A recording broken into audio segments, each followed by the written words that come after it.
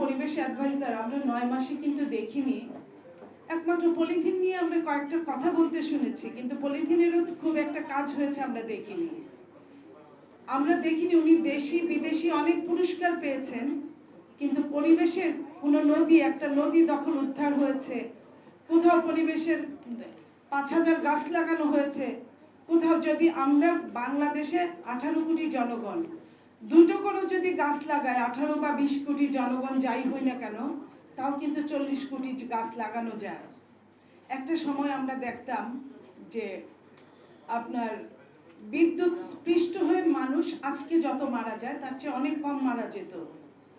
দাদা নানিদের কাছ থেকে শুনেছি যে তাল গাছ ছিল, অনেক তাল গাছ, খেজুর গাছ ছিল, যে খেজুর গাছ তাল গাছের জন্য বিদ্যুৎগুলো সেই উঁচু উঁচু গাছগুলোকে আগে আকর্ষণ করত।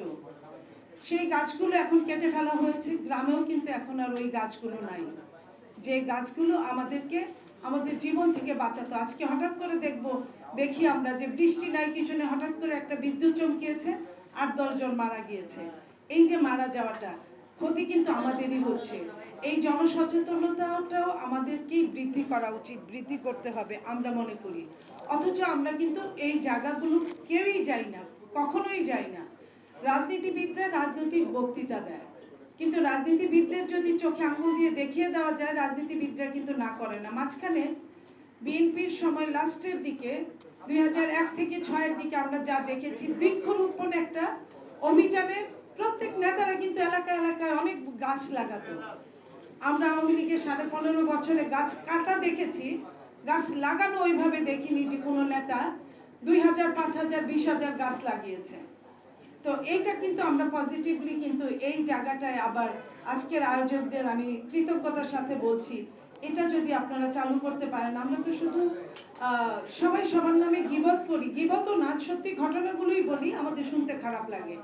আমরা প্রতিকারগুলো যদি একটু পাশাপাশি বলি, বা এই যে আজকে যারা সাংবাদিক আছেন প্রত্যেকের কোনো না কোনো সাবেক এমপি বা বর্তমান এমপি বা কোনো নেতার সাথে সম্পর্ক আছে।